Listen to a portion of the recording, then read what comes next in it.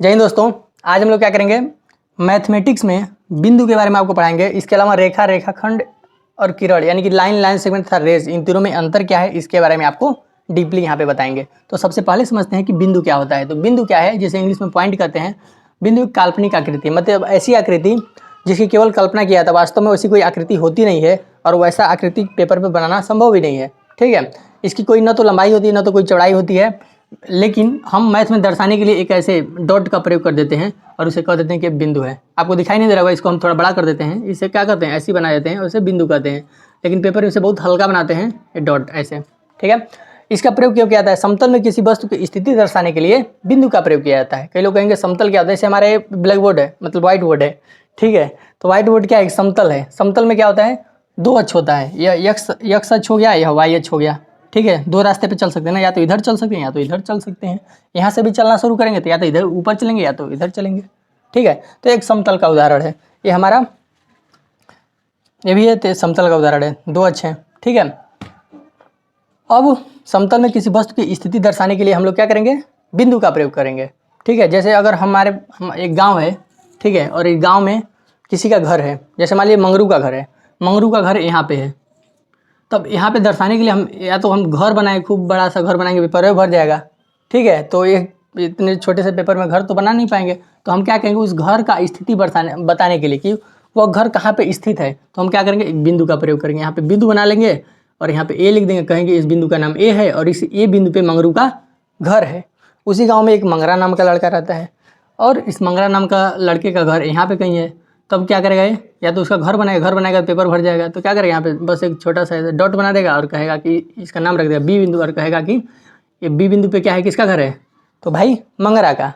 तो इस प्रकार से हम लोगों ने मंगरू और मंगरा का घर इस प्रकार से हम क्या कर सकते हैं, बिंदु की सहायता से बता सकते हैं कि। और मान लीजिए यहाँ पे किसी अन्य का घर है, जैसे मान लीजिए सूरज का घर है सी बिंदु पे, डी बिंदु पे अंकित का घर है, ठीक है, ई बिंदु पे लक्की का घर है। इस तरह से हम बता सकते हैं, बिंदु की सहायता करके एक छोटे से पेपर पे बहुत सारी चीज़ों का स्थिति हम लोग यहाँ पे दर्शा सकते हैं। तो आप बिंदु समझ गए होंगे, बिंदु का प्रयोग क्यों किया जाता है, समझ गए। अब हम लोग समझेंगे रेखा, रेखाखंड तथा किरण, यानी कि लाइन, लाइन सेगमेंट और रेज, इन तीनों में अंतर क्या है। तो रेखा हो या रेखाखंड हो या किरण हो, सब किससे मिलकर बनती हैं, बहुत सारे बिंदुओं से मिलकर क्या बनती है, रेखा बनती है। बहुत सारे बिंदुओं से मिलकर रेखाखंड बनता है और बहुत सारे बिंदुओं से मिलकर क्या बनता है, किरण बनता है। कोई आपसे पूछे कि रेखा का निर्माण कैसे होता है, तो क्या बताओगे, बिंदुओं से। रेखाखंड का भी निर्माण कैसे होता है, बहुत सारे बिंदुओं से। और किरण का भी निर्माण बहुत सारे बिंदुओं से होता है। ठीक है, अब इसका परिभाषा अगर हम देखें तो क्या है, ऐसा लकीर जो दोनों दिशाओं में अनंत तक फैला हो। अब जैसे लकीर का मतलब क्या होता है, जैसे आप रोड पे चलते हैं, घास वाला रोड पे चलते हैं, चलते चलते क्या बन जाता है, एक लकीर बन जाता है लंबा सा।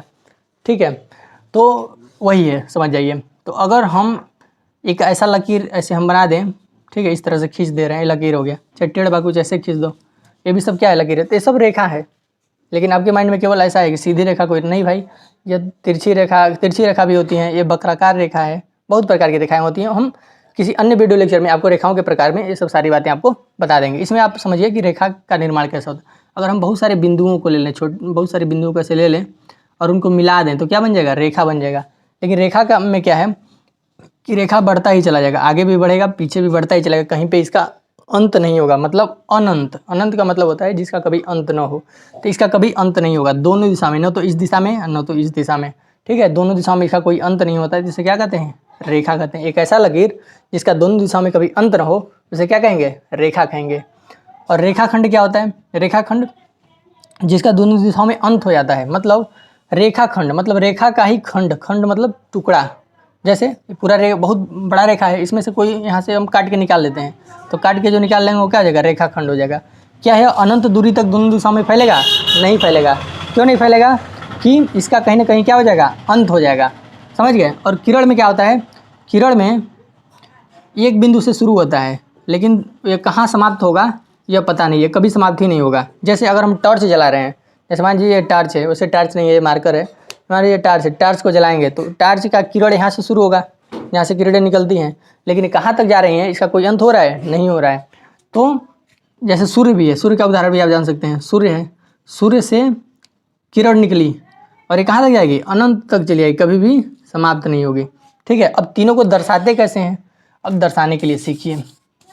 दर्शाने में क्या करेंगे, देखिए रेखा में क्या है, रेखा का अंत हो रहा है कि दोनों दिशाओं में नहीं हो रहा है। अगर अंत नहीं होगा तो यहाँ पे तीर दिखा देंगे और इधर भी तीर दिखा देंगे। तीर का मतलब क्या है, अभी और भी बहुत दूरी तक फैलेगा, अनंत दूरी तक जाएगा, मतलब ये कभी समाप्त नहीं होगा।